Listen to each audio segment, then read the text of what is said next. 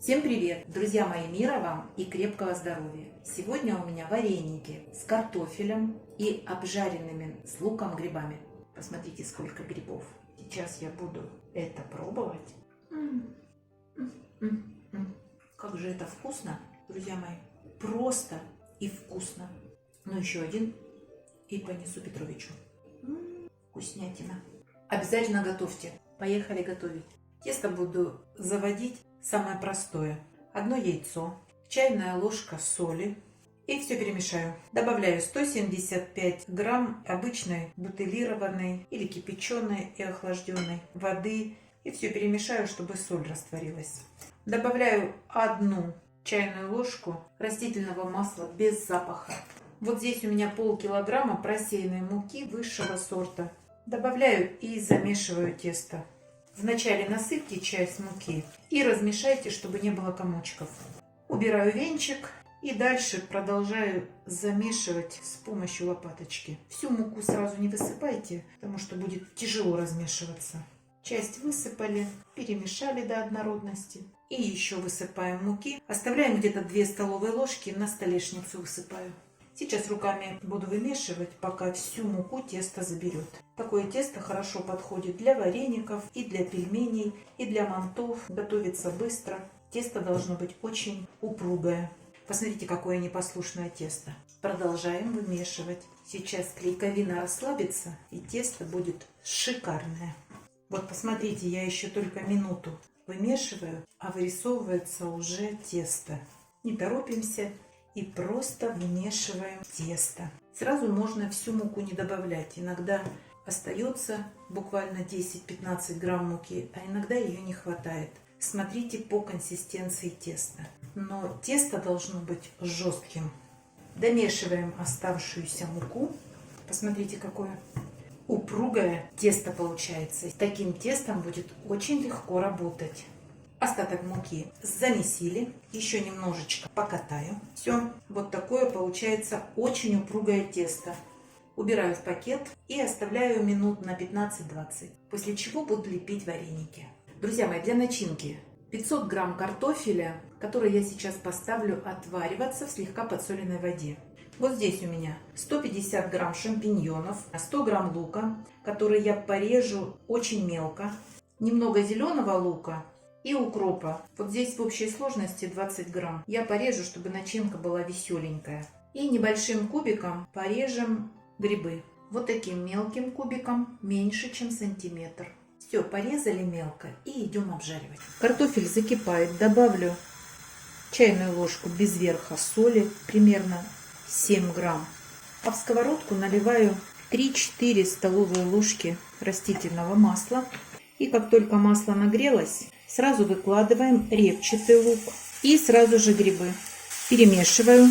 Обжаривать буду 3-4 минуты на огне чуть выше среднего, периодически помешивая. Мне надо выпарить из лука и грибов жидкость и поджарить эту начинку. Все, грибочки и лук начали поджариваться, как видите. Сейчас еще немножечко дам им колера.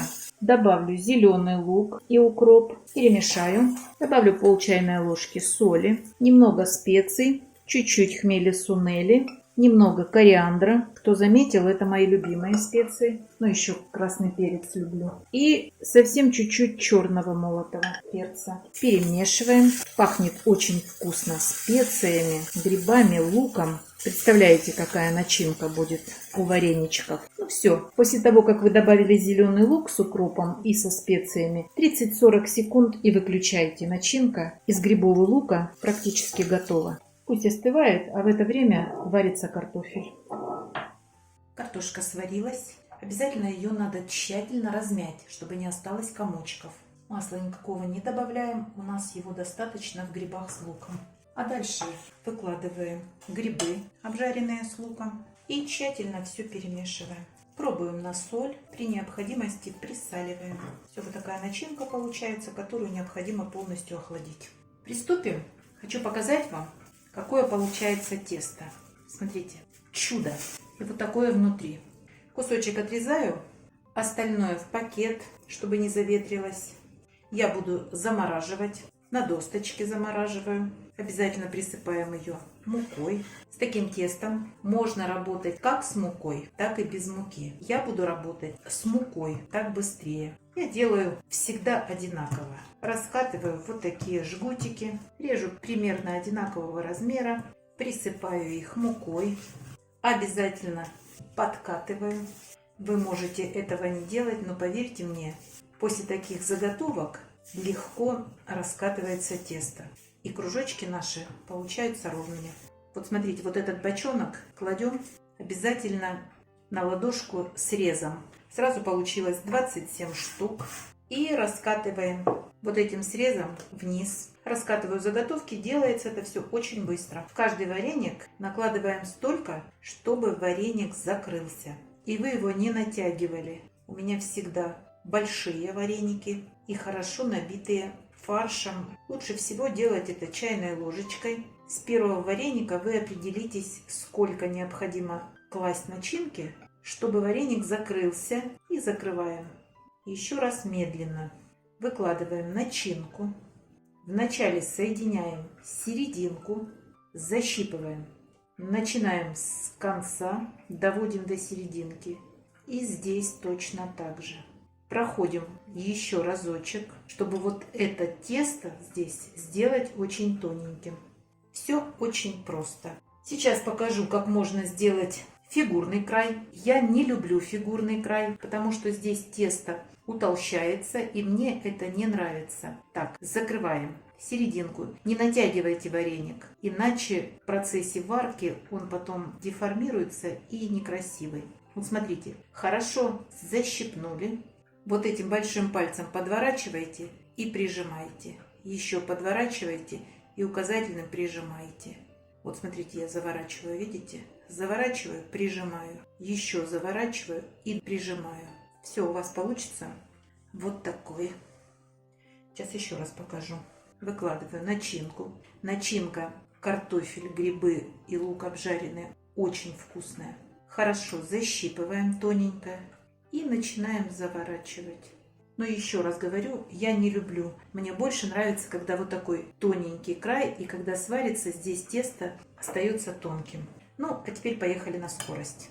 Друзья мои, если тесто хорошее, то вареники очень быстро лепятся. Возьмите себе на заметку. Это очень хороший рецепт теста. Из такого теста вареники лепятся сами. Практически можно не добавлять муки. Склеиваются очень хорошо. Тесто раскатывается тоненько. Ну и за короткое время можно в заморозку много сделать. Тесто настолько послушное, что, видите, они не слипаются, не прилипают. Просто шикарное тесто. Сейчас это полетит уже в заморозку и начну следующее лепить. Все. Я сегодня готовлю в заморозку, но несколько штук сварю и буду обжаривать лучок. Идем к плите. У меня закипела вода. Воды наливайте побольше. Вареники должны вариться свободно. Подсаливаю примерно на 1 литр воды, без верха чайная ложка соли. На сковородке я одновременно буду обжаривать лук. Вот сейчас буду разогревать растительное масло.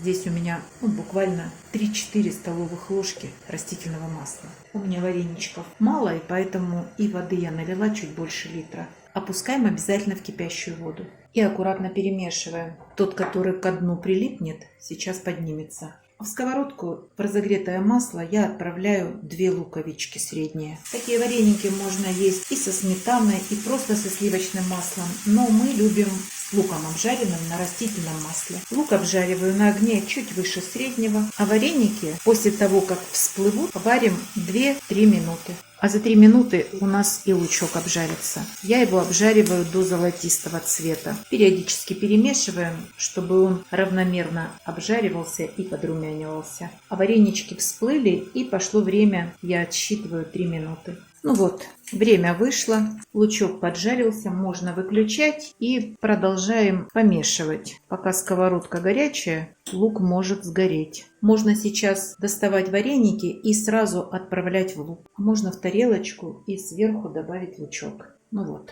и не подгорел, и не сырой. Вареники готовы. Друзья мои, если вареники правильно формируете, не натягиваете тесто, то они остаются вот такими пузатенькими. Если едим со сметаной, то обязательно добавляем, как к пельмешкам, сливочное масло. А если с обжаренным луком, то это вот так. Красота! Это так вкусно! Готовьте, друзья! Ставьте лайки и не забывайте подписываться на наш с Петровичем канал. Пока-пока!